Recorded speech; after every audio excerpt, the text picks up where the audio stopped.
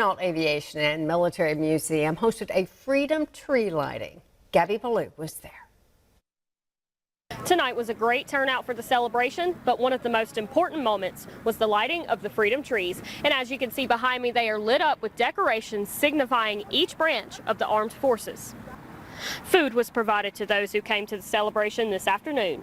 People heard from different speakers, plus there was a playing of taps, a flag retirement ceremony, along with a ceremony from the West Monroe High School JROTC. The Freedom Trees honor those who served and are currently serving in the armed forces and to remind us all of the sacrifice made for our freedom.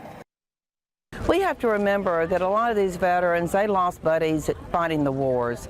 We've had millions and millions of soldiers that have fought for our freedoms over the years, and some of them have lost their friends. So they can come out and they can honor their fallen soldiers. I know we do that on Memorial Day, but it's a good time to do it on Veterans Day.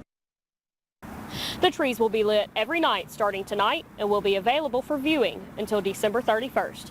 In Monroe, I'm Gabby Ballou with KNOE 8 News.